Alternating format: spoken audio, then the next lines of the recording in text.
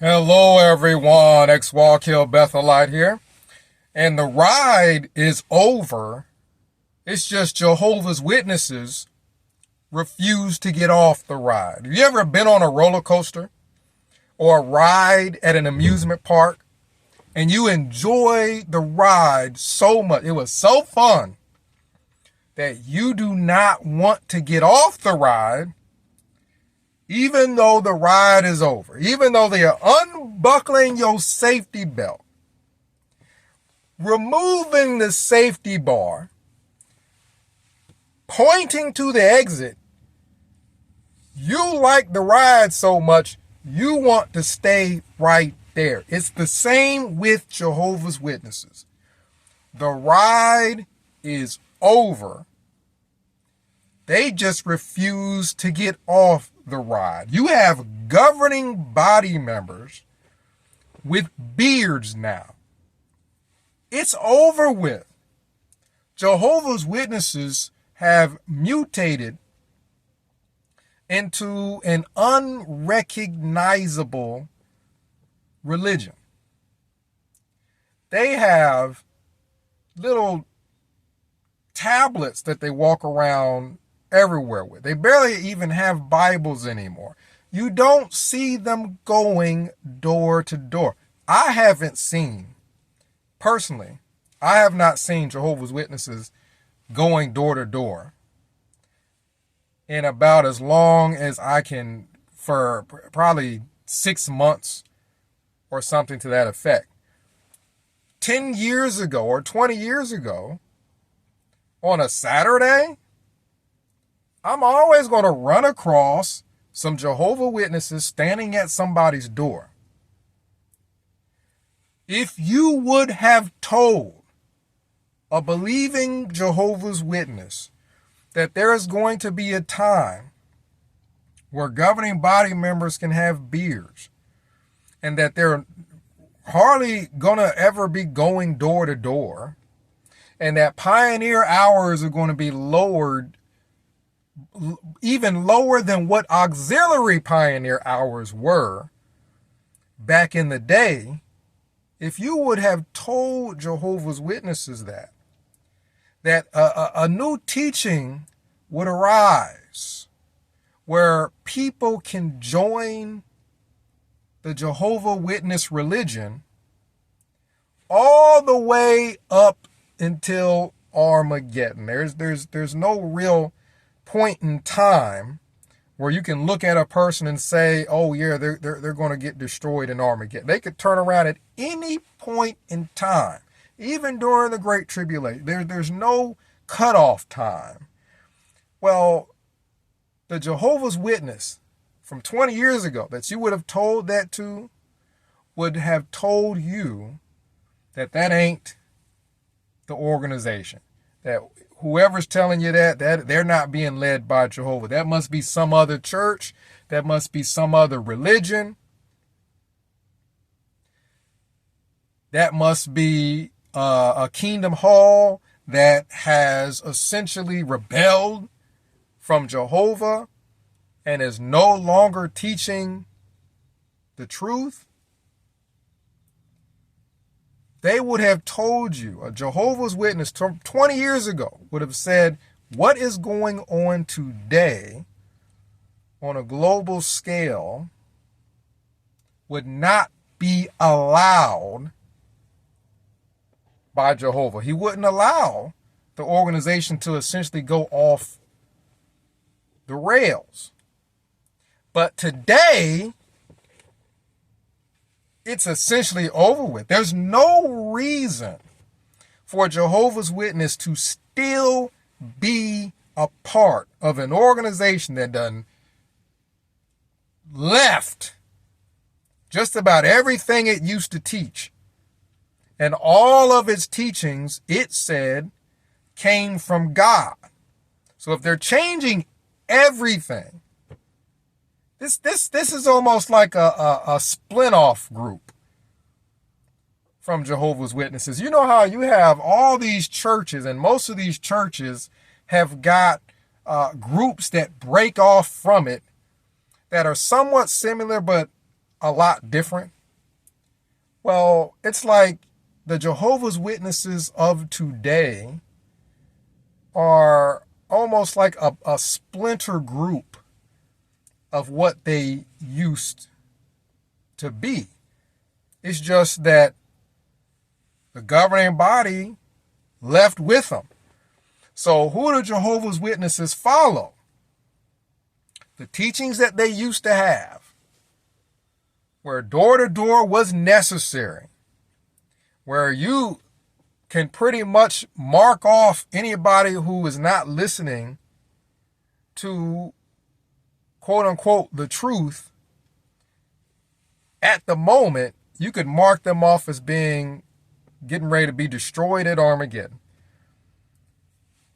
What happened to following teachings that you believed came from the Bible and came from God? Well, Jehovah's Witnesses now follow the governing body, and at this date, it is impossible to prove me wrong, because the governing body says you all can wear beards, and now they're all wearing beards. The governing body says, well, you don't have to be out in service as long anymore. Matter of fact, you don't have to come anywhere near close to the amount of time that you spent door to door. However, Kingdom Hall ain't filled. As a matter of fact, they're selling Kingdom Halls. They're shrinking. So the governing body can tell Jehovah's Witnesses that it's okay that we're shrinking. As a matter of fact, don't even report your field service time. As a matter of fact, you don't need to be going out in field service as long, not even a fraction of as long. Because I remember when pioneering was like 90 hours a month. And now they're talking about, what, 25 or something like that? You cannot say any longer that all of this is coming from Jehovah. It's obviously coming from man. Jehovah's Witnesses obviously follow man. It essentially does not matter what the governing body changes. Jehovah's Witnesses are going to follow it. The ride is over. The whole allure was this concept that there's this God named Jehovah, and this God is literally telling this group what to do. And this group then has to strictly follow those instructions. And that he's only telling one group his instructions. And that's why it's so strict, and that's why people got to be out in field service for so long, and we don't follow man, and so on and so forth. And that was the allure of the religion, because most Jehovah's Witnesses believe that people in churches followed their pastor. Whatever their pastor says, that's what they do. Well, we as Jehovah's Witnesses, we follow Jehovah. We don't follow man. That's the whole foundation of the religion. So now the governing body done changed the entire religion. And Jehovah's Witnesses have not, I haven't heard of a Kingdom Hall that has stood up against the governing body and said, you know what, we're not lowering our standards for what we consider pioneering. You know what, we're going to continue to be clean shaven, because if we've been taught that that's what we're supposed to do for over 100 years, Jehovah must have had a reason. So we're not lowering that standard. Well, there ain't a single Kingdom Hall that I have ever seen or heard of that has stood up and said, hey, we're not changing that. They all follow a group of men called the governing body. You can't say that the governing body is getting this information from Jehovah about beards and then not having beards, or vice versa, about not having beards and then now everybody can have a beard. That's not coming from Jehovah. Pioneer hours is 90 hours. Well, now Pioneer hours is what, 30, 25, somewhere around there. They didn't get it from Jehovah. You don't have to report your field service time, and they're not getting all of that from Jehovah. Essentially, the ride is over. The only thing, to be completely upfront, the only thing Jehovah's Witnesses are holding on to for dear life is the shunning. Because once they let go of that, they ain't the same religion at all anymore. At all anymore. If you would have told a Jehovah's Witness 50 years ago that there will no longer be book studies. See, book studies was training. It was training for the Great Tribulation. You're getting ready for the government to turn on Jehovah's Witnesses. And in preparation, we are practicing meeting in small groups at individual homes. And when the government turns on the organization, we will still be able to function, if we can't function at the Kingdom Hall, in those small groups, meeting in secret, because the government doesn't know where we're meeting. Well, they done got rid of the whole thing. The Great Tribulation hadn't happened yet, but then they just scrapped the whole thing. You can't say that direction came from Jehovah. The direction to take the vaccine, the COVID vaccine, you can't say that direction came from Jehovah. The ride is completely over with, because the organization used to pull in some members. The amount of people that the organization used to recruit back in the day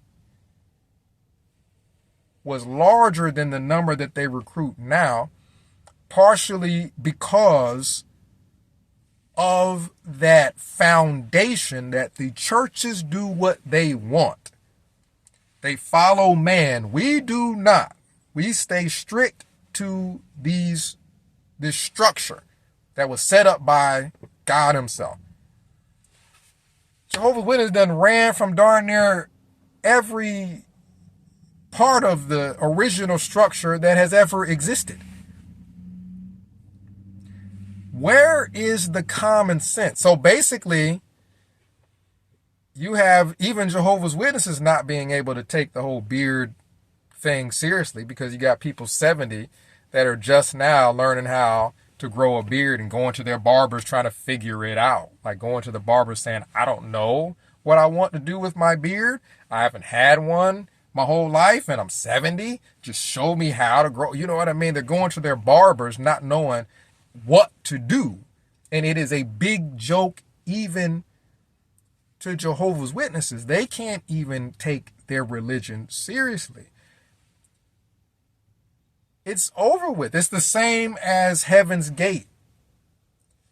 After the leader and so many of the members ate the poison applesauce and died as a result,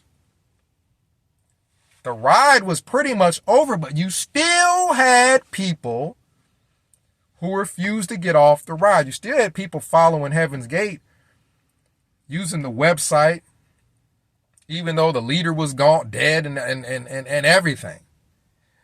David Koresh wants his compound burned up. And David Koresh burned up in the compound along with all those members. The ride was essentially over with, but you still have people to this day, I've watched on video on YouTube, that still believe David Koresh was Jesus Christ. Still to this day. You still have some people that still believe that David Koresh was Jesus Christ and the government did all that stuff and all kinds. Again, there are certain things that people enjoy, but they refuse to stop doing it, even though the ride is over. You know what I mean? We done figured it out. Watchtower is a group of men, an organization of men, and they are pulling the strings. They are changing all these things. Jehovah isn't changing all this stuff. There's no proof at all that Jehovah's changing all this stuff. So, where is the common sense? Where is the common sense? I grew up asking a lot of questions as a youth. I don't know if you guys did when you were younger. But when I was 7 years old, 8 years old, I used to ask a lot of questions. Question. I used to ask, why do people get divorces? Like, why are so many people getting divorces? Why do so many husbands and wives not get along?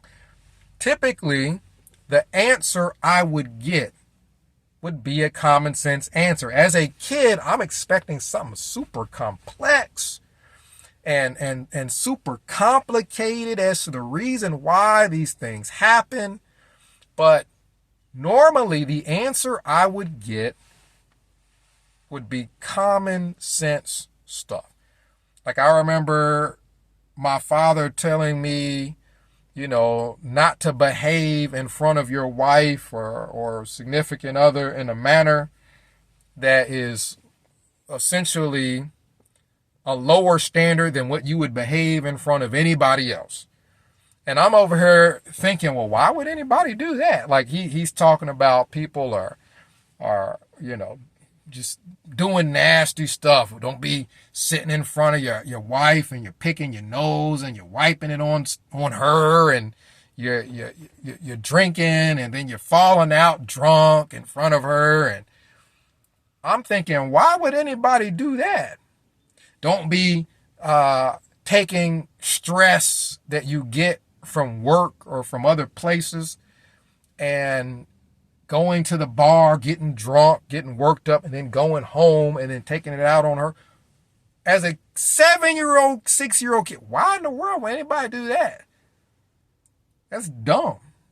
All you're going to do is mess up what you got going on at your own house. Fast forward, as a kid, I remember my stepdad and mom taking us to Disney World.